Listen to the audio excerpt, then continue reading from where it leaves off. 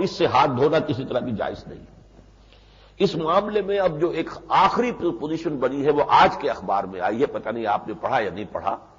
Dawn نے دی ہے اپنے سٹاف رپورٹر کے حوالے سے کہ لندن میں بگل بجا دیا ہے الطاف صاحب نے۔ ایم کے رہنما اور مؤسس اور قائد سب کچھ وہی ہیں، پیر بھی ہیں، جو بھی ہیں پیر و مرشد بھی ہیں اور سب کچھ ہیں۔ الطاف صاحب انہوں نے صاف کہہ دیا ہے اب ہم اپنے حقوق حاصل کرنے کے لیے مسلح جدوجہد کریں گے اور ہم پڑوسی ملک سے بھی مدد لیں گے۔ ڈٹ کر کہا ہے، کھل کر کہا ہے۔ اور ڈان نے لکھا کہ اس نے بگل بجا دیا ہے۔ اب یہ گویا کہ کچھ ہی دن میں آپ دیکھیں گے کہ ظاہر بات اس کی قوت ہے، وہ سانپ جو ہے وہ زخمی تو ہوا ہے لیکن یہ کہ مرا نہیں ہے،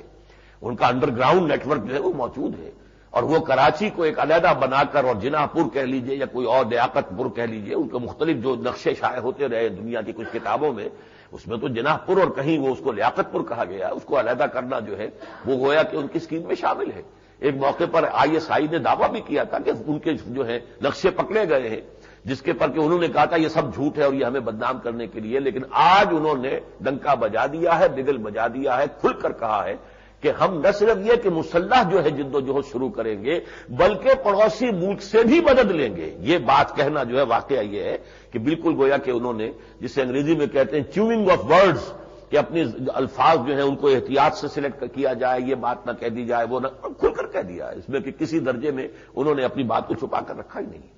ان حالات میں تو ہمارے لیے پاکستان کی جو یکجہتی اور سالمیت ہے، اب اس کے لیے خطرات نہ صرف یہ کہ سرحد کے پار سے آ رہے ہیں اور جنگ کے بادل جو ہے وہ گہرے سے گہرے ہو رہے ہیں، بلکہ خود جنگ پاکستان کے اندر سے بھی کوئی لاوا پھٹ سکتا ہے۔ اس حوالے سے میں خاص طور پر اس وقت عرض کر دوں آپ سے کہ ہمیں اپنے دفاع کی جس قدر غرض ہے اور جتنی ضرورت ہے کہ ہر شخص جانتا ہے دنیا میں کہ بھارت نے پاکستان کو ذیلاً کبھی تسلیم نہیں کیا۔ ہماری 3 جنگیں ہو چکی ہیں اور چوتھی جنگ کسی بھی وقت جو ہے شروع ہو سکتی ہے، اور یہ کہ بار بار کہا امریکہ بہادر کو جتنی ضرورت محسوس ہوتی ہے اپنے ڈیفنس کے لیے، جس کی بنا پر کہ سینٹ نے CTBT پر دستخط کرنے سے انکار کیا، توثیق سے انکار کر دیا۔ میں تو لایا تھا یہ آج یہاں پر چھپا ہوا 2 ورقہ جو ہے امپیکٹ کا، جس کا میں نے حوالہ اپنی پچھلی تقریر میں دیا تھا، یہ ہم نے شائع کر لیا ہے الحمدللہ کہ پچھلی مرتبہ آپ حضرات نے اس میں پیسے دیے اور 20,000 کی تعداد میں نے یہ چھاپ دیا ہے۔ یہاں وہ بھی تقسیم ہو جائے گا، آپ بہرحال دیں گے تو ہم سب کو ہی، لیکن جو نہ سمجھ سکتے ہوں انگریزی وہ کسی کو پہنچا دیں، تو جو کہ انگریزی کا جاننے والا ہو، اور یہ کہ تاکہ یہ بات ضائع نہ ہو شے کوئی بھی، اس کا جو اصل مصرف ہے وہ کسی نہ کسی درجے میں حاصل ہو جائے۔ اور وہ حدیث میں بھی آتا ہے کہ ربا مبلغ اوعى من الحامل، بسا اوقات ایسا بھی ہوتا ہے کہ جو شخص کسی کو دوسری چیز پہنچا دیتا ہے تو جس کو پہنچائی گئی ہے وہ زیادہ قدردان ہوتا ہے اس چیز کا بنسبت اس کے جس نے پہنچائی ہے۔ پہنچانے والے کو شاید پوری طرح اندازہ نہ ہو کہ میں کتنی قیمتی چیز پہنچا رہا ہوں، لیکن جس کو پہنچائی گئی ہے اسے زیادہ اندازہ ہوتا ہے۔ بسا اوقات ربا مبلغ اوعى من الحامل، لہذا وہ آپ پہنچائیے۔ اب اس وقت چونکہ لائٹ چلی گئی ہے، میں وہ بہت باریک ٹائپ میں ہے، میں پڑھ کے نہیں سنا سکتا، لیکن یہ کہ آپ اس میں پڑھ لیجئے گا۔ کلنٹن نے کہا ہے ہمیں اپنے تحفظ کے لیے ضرورت ہے CTBT کی، اس لیے کہ اندیشہ ہے شدید کہ کہیں یہ ایٹمک صلاحیت مسلمان مڈل ایسٹ میں نہ پہنچ جائے، یہ کہیں مڈل ایسٹ میں اور خاص طور پر گلف کے علاقے کے کسی مسلمان ملک کے پاس نہ پہنچ جائے جہاں ہم نے اپنی فوجیں رکھی ہوئی ہیں۔ ہمیں اندیشہ اس بات کا ہے، اس لیے ہم مکمل چاہتے ہیں کہ CTBT کے اوپر جو ہے پوری طریقے سے کنٹرول کر کے CTBT کے ذریعے نیوکلیئر جو ہے پھیلاؤ کے راستے کا جو ہے بالکل سدباب کر دیں۔ انہیں اپنی فکر پڑی ہوئی ہے۔ اسی طرح ان کا جو اس معاملے کا سب سے بڑا مشیر ہے جس کا نام ہے جان ڈی ہالم، اس کا بھی میں یہاں پہ آپ کو اقتباس پڑھ کر سناتا، لیکن یہ تو آپ کو مل جائے گا، آپ پڑھ لیجئے کہ وہ بھی کہتا ہے کہ ہمیں اپنے دفاع کے لیے در حقیقت CTBT امریکہ کو اپنے دفاع کے لیے درکار ہے، اس لیے کہ ہم نے تو بے شمار تجربے کر لیے، 1000 سے زائد کر لیے، ہمارے پاس تو بہت بڑا سٹاک پائل موجود ہے، ایٹمک جو ہے ہتھیاروں کا بہت بڑا ذخیرہ موجود ہے، ہمیں کوئی خاص ضرورت نہیں ہے۔ اب تو اصل میں ہمیں اس کو آگے جو ہے دوسری قوموں تک یہ نہ پہنچ جائے اس کو روکنا ہے۔ تو در حقیقت تو اپنے جو ڈیزائنز ہیں وہ کھل کر بیان کر رہے ہیں کہ روکنا ہے۔ ہمارے ہاں کچھ دانشور اس سے یہ نہیں ہوگا، یہ نہیں ہوگا، یہ نہیں ہوگا کہہ کے جو ہے قوم کو دھوکہ دینے کی کوشش کر رہے ہیں۔ وہ جو خود ہے جو CTBT کا جو آئیڈیا دینے والے وہ خود کہہ رہے ہیں کہ ہمارا مقصد یہ ہے، اور انہوں نے یہ صاف اس کے اندر پریمبل جو CTBT کا بہت دستاویز جو ہے بڑی ضخیم ہے، اس کے پریمبل میں یہ لکھ دیا کہ اصل میں یہ تو پہلا سٹیپ ہے، C T B T is the first step. اصل میں پیش نظر ہمارے یہ ہے کہ ان سے 5 قوتوں کے علاوہ کسی کے پاس کوئی بھی ایٹمی صلاحیت نہ رہے, سب کو ہم رول بیک کرا دیں. یہ ان کے مقاصد ہے, ڈکلیئرڈ مقاصد ہے, خود کہہ رہے ہیں کہ یہ پہلا قدم ہے. اس کے علاوہ یہ ہے کہ میں ایک اور بات آپ کو بتاؤں کہ ان کی سینٹ میں جن لوگوں نے مخالفت کی کہ ہمیں دستخط نہیں کرنے چاہیے, ان کی دلیل کیا ہے؟ نہ صرف ان کی بلکہ 6 ان کے ڈیفنس سیکریٹری جو ہیں اس سے پہلے جو رہے, ان سب کا متفقہ رائے یہ ہے کہ ہمیں مزید تجربے کرنے کی ضرورت ہے. اس لیے کہ ہمارے جو ایٹمک وار ہیڈز ہیں ان پر ایجنگ کا پروسیس جو ہے اس کی وجہ سے ان کے اندر کمی پیدا ہو سکتی ہے, ان کی مؤثر ہونے میں کمی ہو جائے گی. ایجنگ پروسیس, جیسے انسان بوڑھا ہوتا ہے تو اس کی صلاحیت کم ہو جاتی ہے. تو ہمارا جو اسٹاک پائل پروگرام انہوں نے لکھا ہے کہ اگرچہ $5 بلین سے نیوکلیئر اسٹاک پائل اسٹیورڈشپ پروگرام انہوں نے بنایا ہے, $5 بلین اس کام کے لیے کہ جو اسٹاک پائل ہمارے پاس ہے ایٹمی ہتھیاروں کا, ہم اس کو مزید ڈیولپ کرنے کے لیے بجائے ٹیسٹ کے ہم کوشش کریں کمپیوٹر کے ذریعے سے, دوسرے ذرائع سے ہم ان کو ٹیسٹ کرتے رہیں اور ان کو جو ہے اپڈیٹ کرتے رہیں. یہ تو انہوں نے دلیل دی تھی کہ جو سی ٹی بی ٹی پر دستخط کرنا چاہتے تھے کہ ہم یہ چاہتے ہیں کہ اس کے لیے آلٹرنیٹ انتظام ہم کر لیں کہ بجائے ٹیسٹ کرنے کے دوسرے ذرائع سے ہم اپنے اسٹاک پائل کو جو ہے وہ اپڈیٹ کیے رکھیں. لیکن جو آخری فیصلہ ہوا ہے, جو 6 ڈیفنس سیکریٹریز کے حوالے سے بات کہی گئی کہ قطعاً نہیں, اس لیے کہ ایجنگ پروسیس ہوگا اس میں, اور ایجنگ پروسیس میں کسی بھی ہتھیار کو فکس اپ کرنے کے لیے, بہتر بنانے کے لیے, اپڈیٹ کرنے کے لیے جو ہم چیزیں استعمال کریں گے, اگر انہیں ٹیسٹ نہیں کریں گے تو ان کے اوپر ہم اعتماد نہیں کر سکتے کہ وہ صحیح طور پر مؤثر ہو سکیں گے. لہذا آخری فیصلہ اسی رائے کے مطابق ہوا ہے اور سی ٹی بی ٹی پر دستخط کو انہوں نے اس کی ریٹیفیکیشن جو ہے مسترد کر دی. تو یہ تو اس گھر کا معاملہ ہے. اور ہمارے لوگ جو ہے, جبکہ پاکستان کے پاس جیسا کہ میں نے عرض کیا, ان کے پاس تو کنونشنل وارفیئر بھی کیسے کیسے ہتھیار ان کے پاس ہیں جو ہر موقع پر نیا ہتھیار نکال کر لاتے ہیں.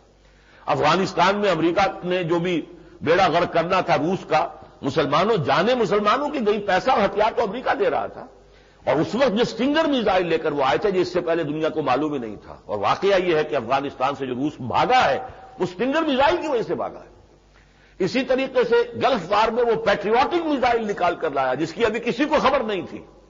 اس لیے کہ اسکڈ میزائل اگر آئے گا عراق کی طرف سے تو فضا ہی میں پیٹریوٹک میزائل جو ہے اسے تحلیل کر دے گا, اور کیا اس نے. لہذا یہ کہ وہ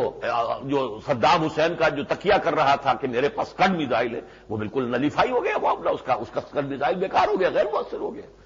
اسی طرح ان کے پاس ابھی نہ معلوم کتنے ہتھیار کنونشنل موجود ہیں. اس کے باوجود وہ کہتے ہیں کہ ہماری سلامتی کے لیے ضروری ہے کہ سی ٹی بی ٹی پر ہم دستخط نہ کریں, ہماری ٹیسٹنگ جاری رہے, اور ہمارے پاس جو یہ انبار لگے ہوئے ہیں ایٹمک وار ہیڈز کے, ان کا جو ایجنگ پروسیس ہوگا, ان پر وقت گزرنے کے ساتھ اگر کوئی جو ہے ان کی کمی ان کے مؤثر ہونے میں آئے گی تو ہم اس کے اندر جو بھی اصلاحات کے لیے اقدامات تجویز کریں گے ان کو ٹیسٹ کیے بغیر اطمینان نہیں ہو سکتا, سوائے یہ کہ ٹیسٹ کیا جائے. اگر ہم دوسرے ذریعے سے کریں گے تو اطمینان نہیں کر سکتے. بہرحال پہلی بات تو میں نے عرض کی کہ ہمارے لیے اس معاملے میں بھارت کے مقابلے میں ڈیٹرنٹ ہونے کے اعتبار سے ہمارے پاس صرف ایک شے ہے, اور وہ ہے ہماری ایٹمک صلاحیت جو خدا داد ہے, معجزانہ طور پر ہمیں ملی ہے, اور ہمیں اس کو ڈیولپ کرنا ہے. سوال نہیں ہے کہ ہم کوئی پسپائی اختیار کریں. اس لیے کہ یہ جو لوگ کہتے ہیں کہ صاحب آپ بم بنا سکتے ہیں, بم بنانے کے اوپر کوئی پابندی نہیں ہے, لیکن وہ بم ہوگا کروڈ بم, جو کلین بم کہلاتا ہے. وہ کلین بم بغیر ٹیسٹنگ کے ہو ہی نہیں سکتا. لہذا ہم گویا کہ اگر بنائیں گے بھی, جیسا کہ وہ کہتے ہیں کہ بنا سکتے ہیں, لیکن وہ ٹیسٹنگ کے بغیر بن ہی نہیں سکتا کلین بم. اس حوالے سے ہمارے لیے ضروری ہے. لیکن آج میں اصل میں وہ دوسرا پہلو جو میں نے بیان کیا, جو ابھی آپ کو عبارت پڑھ کر سنائی ہے, کہ ایک تو ہے ہمارے لیے سی ٹی بی ٹی کا مسئلہ ویزاوی بھارت, اور دوسرا پہلو یہ ہے کہ پورے عالم اسلام اور خود اسلام کے خلاف جو یہود اور نصارہ کا گٹھ جوڑ ہے, در حقیقت اس کے مقابلے کے لیے اللہ تعالیٰ نے جو صلاحیت پاکستان کو دی ہے یہ اس کے لیے بھی ضروری ہے. یہی وجہ ذرا یاد کیجئے, جب ہم نے آج سے 1.5 سال پہلے جب دھماکے کیے ہیں ایٹمک, پورے عالم اسلام میں کیسے مسرت کی اور خوشی کی لہر دوڑ گئی تھی. یاد کیجئے, کیوں کہ عالم اسلام اپنے آپ کو بے دست و پا سمجھتا ہے. عالم اسلام کے پاس یہ نیوکلیئر صلاحیت نہیں ہے, جبکہ اسرائیل جو ہے اسٹاک پائل لے کر بیٹھا ہوا ہے. اس نے چاہے آج تک جو ہے دھماکہ نہیں کیا ہے, لیکن اس کے پاس موجود ہے. وہ تو امریکہ کی ایک ریاست ہے, تو امریکہ نے اپنے پاس اگر انبار جمع کیے ہوئے تو اسرائیل کے پاس بھی رکھے ہوئے. اس حوالے سے عالم عرب اپنے آپ کو بے دست و پا محسوس کرتا ہے. یہی وجہ جھکنے پر مجبور ہوئے. سب سے پہلے جو ہے وہ انور سادات صاحب جھکے, پھر یہ کہ اور لوگ جھکے، پھر جو شاہ حسین تھے وہ جھکے، اور یاسر عرفات جھکا، باقی یہ کہ شاہ فہد جو ہے وہ تو پہلے سے ان کی جیب میں تھے، سارا کا سارا عالم عرب تو جھک چکا ہے، شاہ حسن پہلے سے ان کی جیب میں ہے، اسی الجزائر کی فوج ان کے کنٹرول میں ہے، باقی تو سارا عالم عرب جو ہے، اور ترکی بھی خود ان کی جیب میں ہے۔ اس حوالے سے یہ جو بوجھوا کیوں ہوا ہے کہ بے بس ہے، کیا کرے، اس کے پاس آئے تو میں کہتے آ رہے ہمارے پاس کچھ نہیں ہے۔ اس پس منظر میں وہ خوشی کے جو شادیانے بجے تھے پورے عالم اسلام میں، اس کے ہماری مبارکبادیں ہمیں ملی تھی عوام کی سطح پر بھی، بلکہ کچھ حکمرانوں نے بھی بات کی تھی، اگرچہ اب وہ سارے حکمران سی ٹی بی ٹی پر دستخط کرنے کے لیے تو بے چین ہیں، بالکل آمادہ ہیں، اس لیے کہ وہ سب کے سب جو ہے امریکہ کے زیر اثر ہیں، امریکہ کی جیب میں ہے، لیکن عوامی سطح پر جو خوشی کی لہر دوڑی تھی اسے یاد کیجئے کہ در حقیقت یہ ہمارے پاس پوری امت مسلمہ کی امانت کی حیثیت رکھتا ہے، یہ جو بھی ہمارے پاس صلاحیت ہے۔ اس اعتبار سے آج میں ذرا ایک علمی مسئلہ آپ کے سامنے حل کرنا چاہتا ہوں۔ میں نے جو آیات آج آپ کو پڑھ کر سنائی ہیں ان کے اعتبار سے قرآن حکیم میں، اور عجیب یہ حسن اتفاق ہے کہ ایک ہی سورت ہے سورہ مائدہ، جس کی میں نے 4 جگہ سے، 2 جگہ سے مکمل آیات پوری آیتیں اور 2 جگہ سے صرف آیات کے ٹکڑے آپ کو سنائے ہیں، ان سے بظاہر ایک تضاد سامنے آتا ہے۔ وہ تضاد کیا ہے؟ تضاد یہ ہے کہ قرآن مجید آیت نمبر 51 جو پچھلی مرتبہ بھی میں نے بیان کی تھی، اس میں اعلان کر رہا ہے یا ایھا الذین آمنوا لا تتخذوا اليہود والنصارى اولیاء بعضهم اولیاء بعض، اہل ایمان یہودیوں اور عیسائیوں کو اپنا حمایتی اور پشت پناہ اور مددگار مت بنانا، وہ آپس میں ایک دوسرے کے مددگار ہے اور پشت پناہ ہے، اور اس پر دھمکی اس انداز کی آئی ہے، کاش کہ ہمارے تمام جو اس وقت حکمران ہیں عالم اسلام کے وہ اس آیت کے اوپر توجہ کریں۔ بعض ممالک میں تو یہ آیتیں نماز میں پڑھنی بند کر دی گئی ہیں، عضو حکم یہ باتیں نہ کرو، یہود اور نصارہ کے بارے میں جو آیتیں قرآن مجید میں آئی ہیں یہ نمازوں میں بھی مت پڑھا کرو۔ جہاں کنٹرول ہے وہاں تو ظاہر بات ہے کہ جو بھی حکم آ جائے گا کہ اس سے جو ہے وہ ہمارے یہ دوست اور ہمارے پشت پناہ اور ہمارے محافظ جو ہے وہ ناراض ہوتے ہیں، لیکن اس آیت میں جو دھمکی ہے وَمَن يَتَوَلَّهُم مِّنكُمْ فَهُوَ مِنْهُمْ، تم میں سے جو کوئی بھی ان کے ساتھ دوستی کرے گا، ان کو حمایتی بنائے گا، ان کو پشت پناہ سمجھے گا، وہ انہی میں سے شمار ہوگا، یعنی وہ خود یہودی یا نصرانی شمار ہوگا اللہ تعالیٰ کی نگاہ میں۔ اور فرمایا ان اللہ لا يهدي القوم الظالمین، اللہ ایسے ظالموں کو ہدایت نہیں دیتا۔ لیکن میں اس وقت جو ہے توجہ جو ہے مرکوز کر رہا ہوں اس ٹکڑے پر کہ بعضهم اولیاء بعض، یہ آپس میں ایک دوسرے کے ساتھی ہیں، دوست ہیں، ان کا گٹھ جوڑ ہے، جبکہ اسی سورہ مبارکہ میں آیت نمبر 14 میں، آیت نمبر 64 میں اللہ تعالیٰ فرماتا ہے فَأَغْرَيْنَا بَيْنَهُمُ الْعَدَاوَةَ وَالْبَغْضَاءَ إِلَىٰ يَوْمِ الْقِيَامَةِ،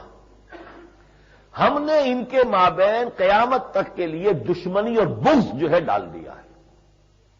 پھر دوبارہ دہرایا وَأَلْقَيْنَا بَيْنَهُمُ الْعَدَاوَةَ وَالْبَغْضَاءَ إِلَىٰ يَوْمِ الْقِيَامَةِ، یہ بات تو میں نے بہت دفعہ کہی ہے کہ اہم مضامین قرآن مجید میں 2 دفعہ ضرور آتے ہیں۔ ہم نے ان کے مابین ڈال دی ہے دشمنی اور عداوت اور بغض قیامت تک کے لیے، تو بظاہر تو تضاد ہو گیا،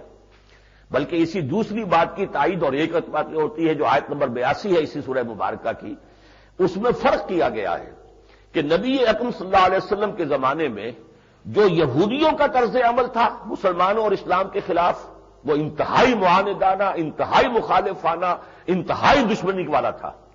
لیکن اس کے برعکس عیسائیوں کا طرز عمل یہ نہیں تھا، بلکہ اس کے برعکس جو ہے وہ آیت کے الفاظ سن لیجئے لَتَجِدَنَّ أَشَدَّ النَّاسِ عَدَاوَةً لِّلَّذِينَ آمَنُوا، تم پاؤ گے کہ اہل ایمان کی دشمنی میں شدید ترین تمام لوگوں میں سے الیہود والذین اشرکوا، یہودی ہے اور مشرک ہے، اور ظاہر بات ہے کہ مکے کے مشرک تھے جو ائمۃ الکفر تھے، سب سے بڑے مخالف وہ بھی تھے اور یہودی تھے، ان کا گٹھ جوڑ تھا حضور صلی اللہ علیہ وسلم کے مقابلے میں۔ تو اہل اسلام اور اسلام کے خلاف، حضور کے اور صحابہ کے خلاف سب سے زیادہ دشمنی میں سخت کون ہے؟ الیہود والذین اشرکوا، یہودی اور مشرک۔ وَلَتَجِدَنَّ أَقْرَبَهُم مَّوَدَّةً لِّلَّذِينَ آمَنُوا الَّذِينَ قَالُوا إِنَّا نَصَارَىٰ، اور تم قریب ترین پاؤ گے محبت کے اعتبار سے اہل ایمان کے ان کو جو کہتے ہیں ہم نصارہ ہیں، ہم عیسائی ہیں، گویا کہ وہ تو قریب ترین تھے مسلمانوں کے، وہ تو محبت کرنے والے تھے،